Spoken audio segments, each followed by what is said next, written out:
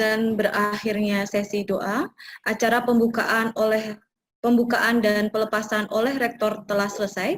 Kita memasuki acara inti, yaitu pemaparan materi program kerja KKN di masyarakat saat pandemi COVID-19 oleh Dr. Insinyur Sri Hartati, MP. Beliau merupakan Ketua LPPM Universitas Veteran Bangun Nusantara. Kepada Ibu Sri Hartati kami persilahkan. Terima kasih kepada Ibu Made yang telah memberi kesempatan kepada saya untuk menyampaikan materi tentang program kerja. Sebelumnya saya sampaikan dulu kepada seluruh hadirin yang tampil pada pagi hari ini. Assalamualaikum warahmatullahi wabarakatuh. Waalaikumsalam warahmatullahi wabarakatuh. Yang saya hormati Bapak Rektor Universitas Sukoharjo beserta segenap pimpinan di Universitas Bantara Sukoharjo yang mengikuti jalannya acara pagi ini. Yang saya hormati pula Bapak Dokter Corona yang nanti akan juga menyampaikan materinya pada kesempatan kegiatan pembekalan KKN ini. Yang saya hormati pula Bapak Ibu dosen pembimbing lapangan yang juga mengikuti acara ini dimanapun berada, juga segenap panitia KKN, dan yang saya banggakan adalah seluruh mahasiswa Univet yang mengikuti atau akan mengikuti kegiatan kuliah kerja nyata periode 1 2020-2021. Sekali lagi saya sampaikan selamat pagi, salam sejahtera untuk kita semua. Sebelumnya marilah saya mengajak Bapak Ibu hadirin semuanya untuk senantiasa bersyukur alhamdulillahirabbil alamin bahwa dalam kesempatan ini kita diberi nikmat sehat sehingga dapat mengikuti insya Allah jalannya pembekalan ini dengan baik. Ya, baiklah, saya akan masuk pada materi karena sesuai amanat yang disampaikan kepada saya di pagi hari ini, saya oleh panitia amanah untuk menyampaikan tentang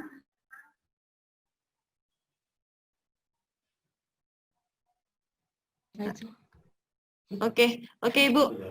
Sekarang sudah nampak. Okay. Untuk pemaparan materi mohon maaf nanti maksimal 45 menit Bu, dilanjutkan dengan sesi tanya jawab. Begitu. Baik Bu Made, insya Allah.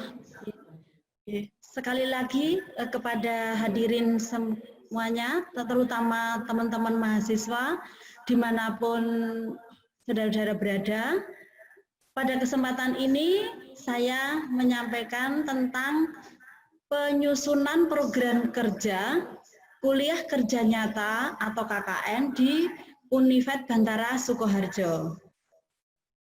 Nah, sebelum memasuki pada apa itu program kerja, mungkin perlu saya sampaikan dulu bahwa sebenarnya KKN itu makhluk apa? Kalau tadi Pak Rektor menyatakan kalau corona itu makhluk seperti apa, nah kalau KKN itu juga seperti apa? Nah, sudah kita ketahui bersama, KKN ini adalah merupakan suatu mata kuliah wajib, ya, atau yang kita sebut dengan intrakurikuler, ya, intrakurikuler, ya, yang di sana itu merupakan suatu bentuk pengabdian kepada masyarakat yang dilakukan oleh mahasiswa secara interdisipliner di bidang ilmu. Ini kalau normatifnya ya. Kalau nanti ini kita laksanakan individu, kalau di dalam masa pandemi ini nanti. Nah, KKN ini dilaksanakan secara institusional. Dan kemudian juga melakukan kemitraan. Nah, semua ini dilakukan sebagai wujud dalam pelaksanaan Tridharma perguruan tinggi ke masyarakat. Biasanya atau tahun-tahun sebelumnya KKN ini adalah mahasiswa itu menginap di lokasi di mana mahasiswa itu melaksanakan KKN. Tetapi karena kondisi bencana ini atau pandemi ini, para mahasiswa nanti akan melaksanakan KKN di domisili masing-masing. Ya, ini bobotnya, bobot KKN ini adalah masing-masing prodi ada yang memberi bobot 3, ada yang memberi bobot 4 SKS. Nah, kemudian KKN di Univet. KKN di Univet ini kali lagi saya sampaikan, ini adalah merupakan salah satu mata kuliah. Ya, salah satu mata kuliah, di situ para mahasiswa wajib menempuh untuk memenuhi persyaratan sebagai sarjana strata 1. Nah, KKN ini juga diketahui sangat mendukung tercapainya kompetensi lulusan, antara lain di dalam pengembangan kompetensi sosial dan kompetensi kepribadian mahasiswa. KKN ini diharapkan ini untuk dapat menjamin keterkaitan antara dunia akademik yang bersifat teoritik dengan dunia praktis atau empirik praktis. Nah, berikutnya adalah sebenarnya KKN ini bertujuan untuk apa? Yang pertama adalah kita semua atau institusi ini, lembaga ini mengharapkan dengan adanya KKN ini, maka akan melatih mahasiswa dalam memecahkan masalah, terutama masalah pembangunan di masyarakat.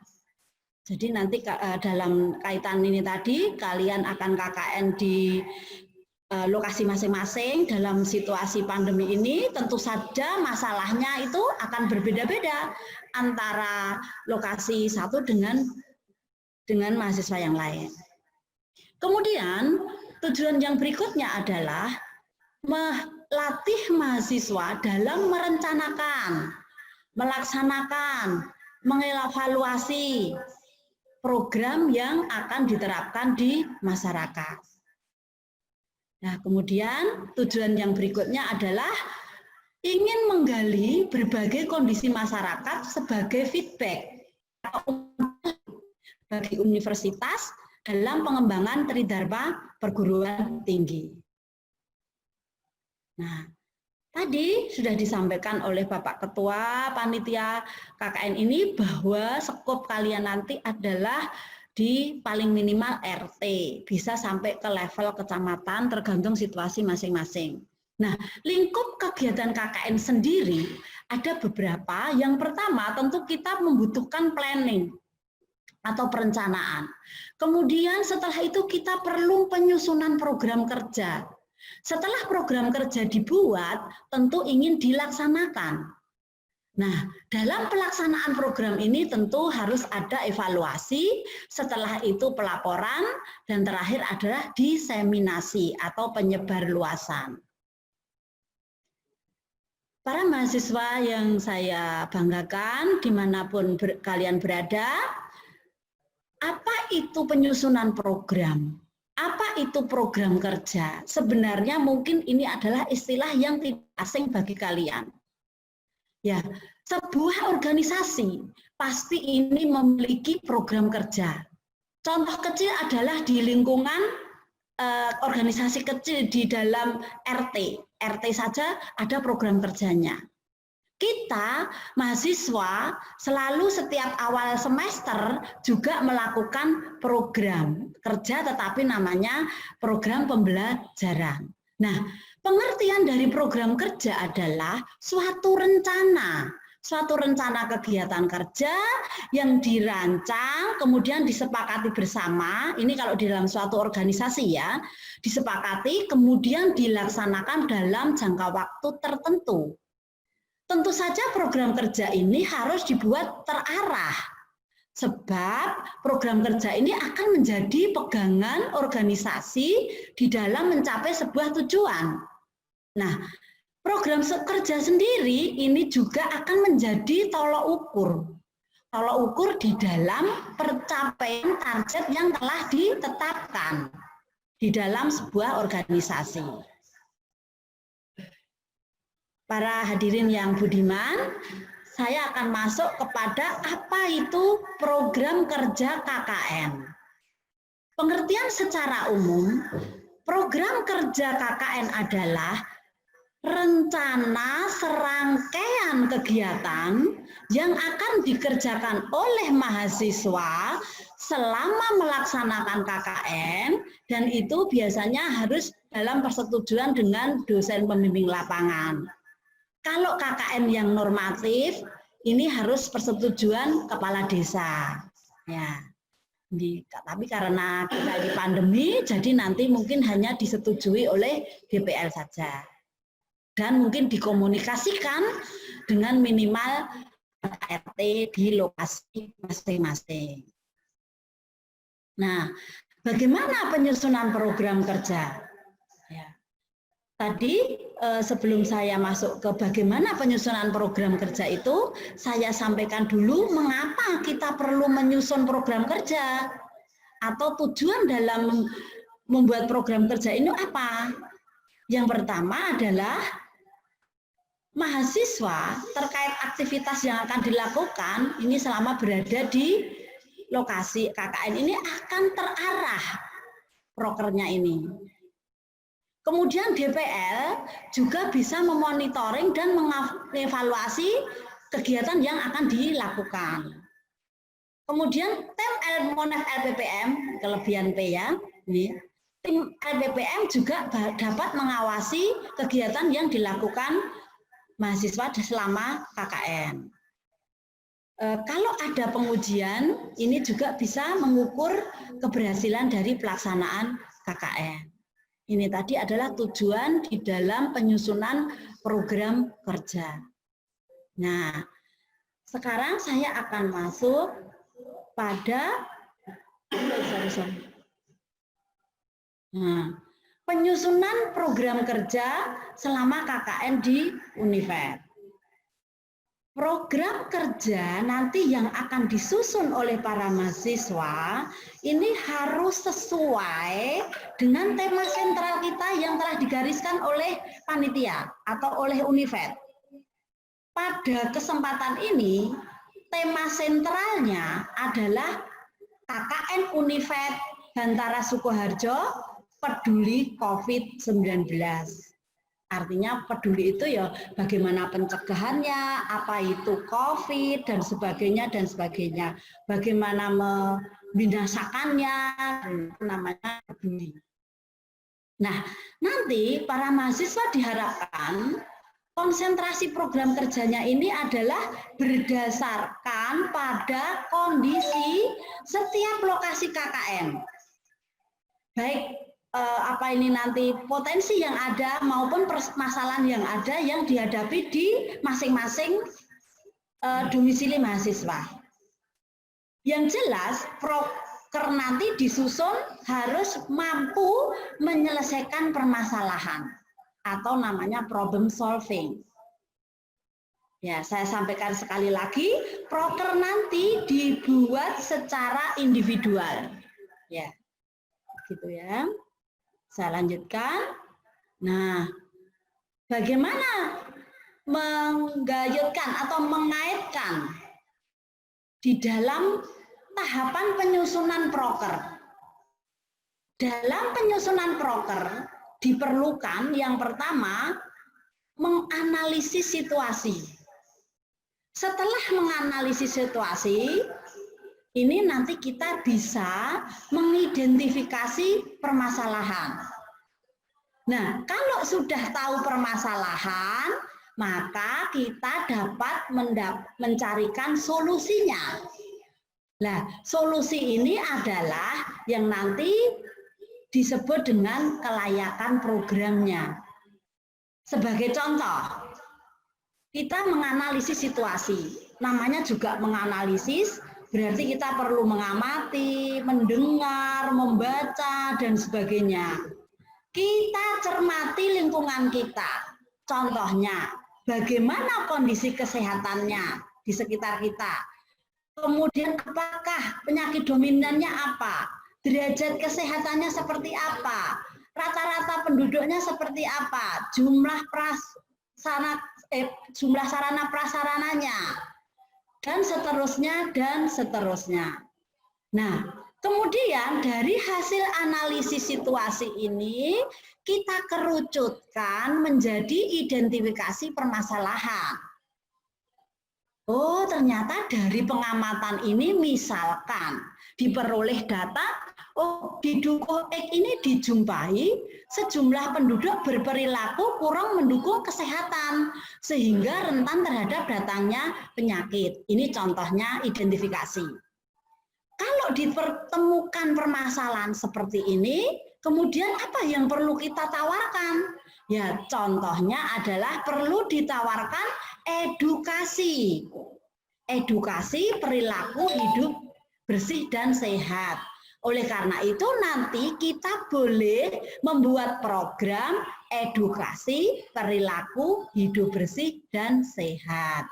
Nah, jadi harus ada benang merah antara analisis situasi, identifikasi masalah, dan pemilihan program atau pemilihan solusi. Ini harus saling terkait.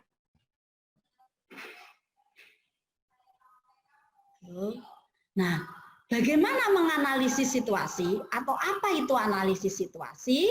Adalah gambaran situasi dan kondisi yang ada di lokasi yang erat kaitannya dengan tema KKN. Oh, aku sekarang ini, katakanlah seperti itu, Anda mungkin berbicara sendiri, orang KKN-nya juga KKN individual kan, berbicara sendiri, bergumam sendiri, berarti mengamati sendiri. Oh, kondisi di lingkungan saya itu dikaitkan dengan COVID apa ya? Anda amati misalkan antara potensi yang ada dengan yang perlu Anda berdayakan nanti. Contoh analisis situasinya adalah misalnya, oh penduduknya satu RT itu berapa, laki-laki berapa, perempuan berapa, lansia berapa, itu juga bisa jadikan analisis. Kemudian masing-masing ada masalah tidak, misalnya. Untuk anak-anak mungkin bermainnya tidak bisa karena kondisi pandemi, kemudian sekolahnya harus sekolah dari rumah, dan sebagainya, dan sebagainya. Ini bisa menjadi analisis situasi kalian. Anda coret-coret di dalam konsep Anda di situ. Ya, karena Anda kan tidak perlu membuat proposal kali ini. Kalau KKN normatif kan Anda membuat proposal. Tapi ini kan apapun harus Anda konsep di dalam dokumen kalian.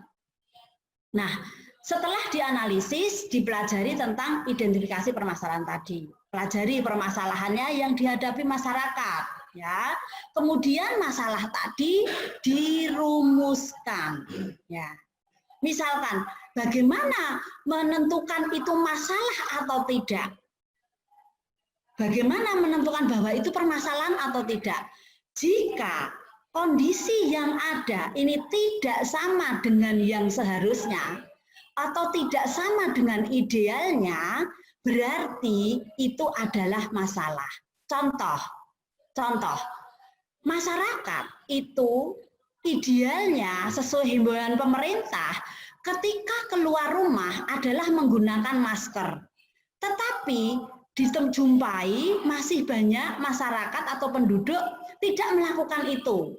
Misalkan adalah hampir 50% itu tidak melakukan itu. Nah, itulah yang disebut dengan masalah. Ya. Jadi masalah itu gap antara yang seharusnya atau yang ideal dengan yang faktanya. Ya. Jadi kita untuk mengambil masalah itu caranya mengidentifikasi adalah membandingkan antara kondisi yang ideal dengan yang ada. Ketika ada gap, itulah yang disebut dengan masalah. Nah, kalau sudah ketemu masalah, berarti perlu dicarikan solusi. Ya, nah solusi atau justifikasi atau kelayakan program inilah yang nanti menjadi proker. Ya, jadi solusi inilah merupakan pijakan pemilihan program yang akan dilaksanakan atau solusi yang Anda akan tawarkan itulah yang disebut dengan nanti disebut pijakannya disebut program kerja. Nah, sekarang ini saya akan masuk program kerja KKN selama peduli COVID-19. Ya, baiklah para mahasiswa yang berbahagia dimanapun kalian berada, mungkin ada yang mendengarkan saya dengan leyeh-leyeh, dengan berbaring, silahkan saja. Yang penting adalah kalian memahami apa yang kami sampaikan. Ya. Proker KKN yang kegiatannya berhubungan langsung dengan penanganan COVID-19, walaupun pada lokasi yang terpisah. Jadi program kerjanya tadi, ini nanti harus dikaitkan dengan COVID-19. Nah, program kerjanya nanti akan dibagi menjadi dua, yaitu program kerja utama dan program kerja pendukung atau pendamping. Atau penunjang, silahkan Anda pilih istilahnya, mana yang nyaman. Kemudian, apa yang disebut dengan program kerja utama? Program kerja utama adalah program kerja yang sesuai dengan bidang ilmu mahasiswa masing-masing. Kemudian diimplementasikan pada kondisi bencana pandemik COVID-19. Jadi sedapat mungkin program kerja yang Anda pilih adalah sesuai dengan bidang ilmu kalian dan itu digayutkan dengan pandemi COVID-19. Nah, sedangkan program kerja pendamping atau penunjang atau pendukung ini adalah program kerja yang dilaksanakan oleh peserta KKN di mana kegiatannya ini boleh berhubungan dan boleh tidak mungkin ya, boleh berhubungan langsung atau tidak dengan program utama. Tetapi program itu dilaksanakan dalam menjalani KKN. Nah, tujuannya apa? Ya tujuannya untuk membantu masyarakat. Jadi sekali lagi saya tekankan kepada para mahasiswa, pilihlah atau bedakan antara program kerja utama dan program kerja pendamping. Sepertinya oleh panitia kemarin disepakati program kerja utama nanti adalah minimal dua proker. Kemudian skop pelaksanaannya ini adalah atau sasarannya minimal 1 RT. Ya. Dalam melaksanakan proker nanti tentu saja mahasiswa tetap diberlakukan protokoler pencegahan penularan COVID-19 gitu ya, tentang program kerja. Baik, ini adalah nanti di dalam pelaporan kalian, pelaporan mahasiswa ini akan ada bidang-bidang, besar. Jadi nanti dalam proker ini Anda akan memilih bidang apa? Apakah bidang kesehatan masyarakat? Apakah ketahanan ekonomi masyarakat, apakah ketahanan pangan masyarakat, apakah edukasi atau pendidikan masyarakat, apakah supporting. Supporting itu pendukung, pemahaman dan keselamatan masyarakat terhadap COVID. Nah, nanti akan saya jelaskan detailnya. Mari kita ikuti. Nah, ini sebagai contoh nyata, misalkan contohnya, nah, kalian memilih proker utamanya adalah, ini saya ulangi lagi, proker utama adalah program kerja yang sesuai dengan bidang ilmu mahasiswa dan diimplementasikan pada bencana pandemi COVID. Pilihlah proker ini nanti adalah proker yang paling memiliki greget bagi saudara. Syukur-syukur ini pemanfaatnya itu real kepada masyarakat, real ya. Ini atau bahkan kalau mau ideal itu syukur-syukur memilih daya ungkit. Daya ungkit itu artinya misalkan daya ungkit itu adalah tadi diidentifikasi masalah, mestinya idealnya penduduk itu kalau keluar rumah ini menggunakan masker, tetapi Anda temui misalkan 60% penduduk tidak melakukan itu, kemudian Anda membuat program adalah misalnya edukasi penggunaan masker atau sosialisasi pembuatan masker dan sebagainya. Nah, begitu Anda membuat program itu, langsung dari 60 penduduk tadi itu mungkin hanya tinggal 10% yang keluar tidak menggunakan masker. Itulah yang memiliki daya ungkit. Itu harapannya seperti itu. Itu adalah proker utama. Sedangkan proker pendamping atau penunjang atau pendukung ini adalah ini misalkan ada selama Anda itu KKN, misalkan Anda melihat beberapa tetangga itu kok kalau mengisi listrik itu mungkin kesulitan karena mungkin sudah sepuh dan sebagainya. Lah kemudian Anda membantu mengajari mereka satu demi satu, itu juga boleh jadi program pendamping. Misalkan diminta untuk membantu pembukuan administrasi desa secara komputerais, itu juga pendamping. Kemudian misalkan nanti karena 17 Agustus, lah Anda membantu perayaan, kan masa KKN itu boleh sebagai pendamping dan seterusnya dan seterusnya. Jadi pilihlah antara utama dan pendamping itu harus ada. Nah, ini contohnya. Misalkan tadi di bidang edukasi, Anda membuat suatu program edukasi work from home untuk karyawan PTS misalkan. Atau edukasi PHBS untuk di bidang kesehatan masyarakat. Di bidang ketahanan pangan, misalkan, ini kan sedang tren itu, bercocok tanam sayuran dalam pot, ini bisa, ya. Kemudian ketahanan ekonomi, misalnya membantu pemasaran produk secara online. Kemudian supporting dalam bidang pemahaman, sosialisasi pembuatan hand sanitizer, pembuatan masker, pemakaian masker, menggunakan ulang masker, itu bagaimana kan bisa dicuci dan sebagainya, bagaimana penggunaan ulangnya, itu juga bisa dimasukkan sebagai proker. Jadi pilihlah proker-proker yang Anda itu nanti mampu melakukannya dengan baik. Ini contoh-contoh yang lain. Berikutnya, teknisnya seperti apa? Teknis di dalam menyusun proker. Yang pertama, tuliskan dulu proker yang direncanakan dalam bentuk matrik. Nanti saya tunjukkan matriknya. Ini saya ulang lagi, proker utama dibuat minimal 2 proker. Setiap proker ini sedapat mungkin dirinci, di breakdown menjadi beberapa kegiatan.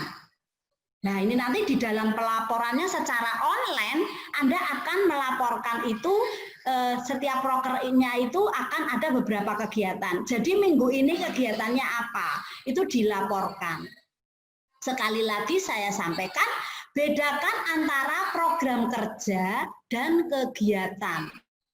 Emang bedanya apa? Kegiatan ini adalah merupakan aktivitas yang akan dilakukan dalam mewujudkan proker.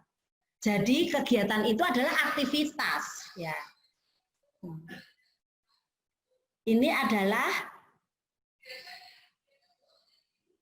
contohnya. Contohnya adalah nanti sedapat mungkin meskipun ini nanti tidak ada proposal yang harus Anda tulis, tetapi saya sarankan di file kalian, mungkin Anda membuat Excel begitu, syukur-syukur Anda membuat folder di dalam perangkat kalian tentang hal-hal yang berkaitan KKN. Jadi Anda folder sendiri KKN 2021. Apapun filenya itu nanti dimasukkan dalam folder itu, kemudian setiap file di folder lagi. Misalnya materi pembekalan di folder sendiri, kemudian program kerja di folder sendiri, dan seterusnya. Artinya manajemen dokumen ini juga penting. Nanti kan Anda foto-foto, itu juga Anda simpan dalam satu folder. Sehingga saat nanti Anda mau melakukan pelaporan, ini semua sudah siap sehingga dokumennya itu terorganisir dengan baik. Kembali ke pengisian matrik, saya contohkan di sini. Tadi saya sampaikan bahwa program utama minimal adalah 2. Saya contohkan di sini. Ini mungkin untuk teman-teman pertanian ya, contohnya. Misalkan yang pertama adalah sosialisasi pembuatan dan pemakaian masker kain. Nah, ini kan boleh Anda bidangnya nanti kan berarti edukasi pendidikan masyarakat, ya kan?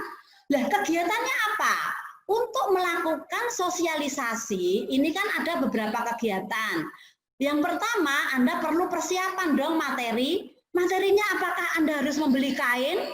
Tidak. Materi itu adalah materi untuk sosialisasi nanti. Kan semua dilakukan dengan daring, ya kan? Artinya Anda download, pandu dalam pemakaian masker kain itu seperti apa, Anda download. Kemudian Anda melakukan editing. Sebelum Anda sebarluaskan materinya, kan Anda edit dulu supaya bagus, supaya menarik. Kemudian baru dilakukan penyebaran. Baik itu dalam bentuk brosur maupun video melalui mungkin WA group atau Facebook atau brosur cetak Anda berikan ke tetangga-tetangga, itu juga bisa.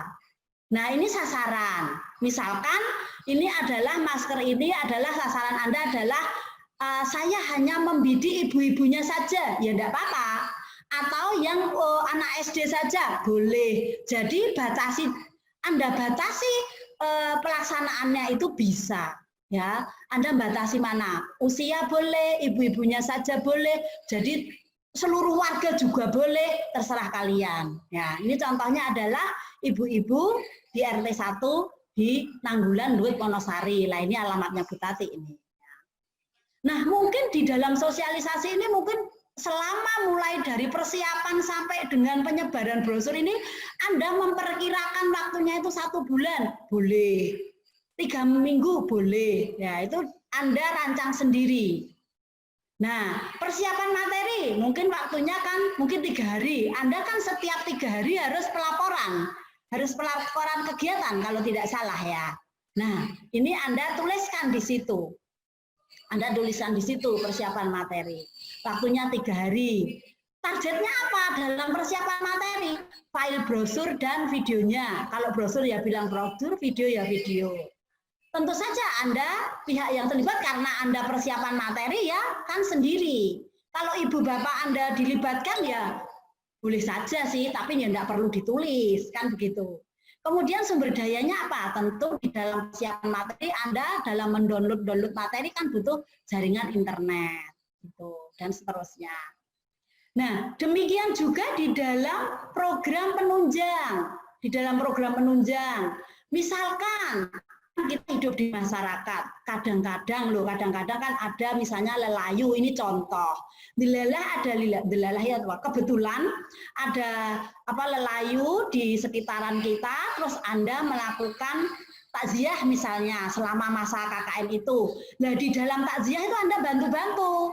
Namanya juga KKN, misalnya Anda bantu-bantu penyiapan sarannya cuci tangan. Misalnya ini boleh. Kan ini dadakan, kan layar itu kan nggak mungkin diproker. Artinya dirancang dari depan kan tidak bisa. Aku nanti mau layar tanggal sekian kan tidak ada. Oleh karena itu masukkan dalam program penunjang atau pendamping, ya. Terus kemudian di saat melayat misalkan diam-diam Anda misalnya membantu menyebarkan brosur yang difotokopi dari puskesmas misalnya, ini juga boleh. Ini masukkan sebagai program penunjang gitu. Kalau penunjang kayaknya tidak ada batasan. Silahkan. Kegiatan-kegiatan selama KKN yang ini Anda terlibat, nah ini silahkan masukkan sebagai penunjang.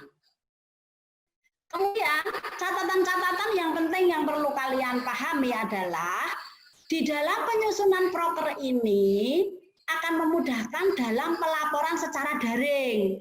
kan nanti Anda akan diminta itu setiap melaporkan 2 kegiatan, ya ini 2 kegiatan yang berkaitan dengan pelaksanaan proker. Tadi sudah saya contohkan toh, prokernya dirinci dalam kegiatan. Nah, kegiatannya itu dalam 1 minggu itu minimal 2 kegiatan dilaporkan. Misalnya Anda memilih, aku laporannya setiap Sabtu karo Minggu saja, bisa. Laporannya Senin Kemis pas puasa, boleh. Misalnya Rebo Jemuah juga bisa. Ya, yang penting adalah. Mohon maaf Ibu, waktunya kurang 10 menit untuk pemaparan materi. Baik, terima kasih Bu Made. Ini slide terakhir insya Allah. Sama-sama. Ya. Nah, kemudian jangan lupa bahwa pelaksanaan proker utama itu bisa dilakukan secara daring, ya, daring. Kemudian komunikasikan proker yang akan dilaksanakan itu dengan DPL. Jadi memang Anda itu nanti komunikasinya itu dengan DPL itu kita harapkan sangat intensif, ya, intensif bukan insentif, intensif. Supaya ketika ada permasalahan-permasalahan itu cepat tertangani. Biarkan nanti DPL kalau misalnya terjadi sesuatu yang sulit diatasi, berkomunikasi dengan para panitia. Itu jalurnya ya. Mahasiswa yang telah melaksanakan rangkaian kegiatan selama pandemi, misalnya menjadi relawan atau satuan tugas dan sebagainya, masa-masa lalu, artinya sebelum KKN ini dimulai, maka ini juga bisa diklaim sebagai proker, tetapi hanya diakui 50%. Mengapa demikian? Karena mahasiswa itu nanti harus tetap melaksanakan KKN-nya itu selama masa KKN itu, 45 hari itu. Nah kalau Anda langsung, aku udah jadi relawan, terus setelah itu nggak KKN, ya itu tidak bisa diakui sebagai Anda melaksanakan KKN. Jadi melaksanakan KKN itu timingnya atau durasinya sudah ditetapkan tadi, ya, tanggalnya sudah jelas.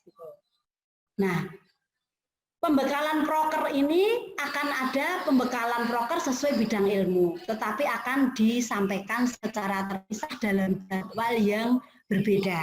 Jadi detil-detilnya seperti apa untuk teman-teman yang pertanian, nanti teman-teman yang di teknik, teman-teman di FKM, teman-teman di FISIP, ini nanti akan spesifiknya itu akan dipandu oleh teman-teman dari bidang keilmuan masing-masing. Ya, saya kira itu yang bisa saya berikan, saya sampaikan. Terima kasih atas perhatiannya.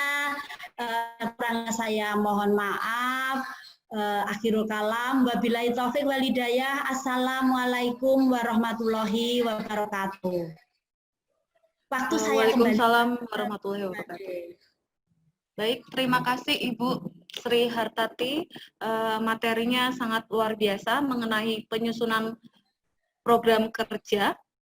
KKN dilakukan secara konstitusional dan kemitraan serta sudah menjadi mata kuliah wajib yang harus dilakukan oleh mahasiswa.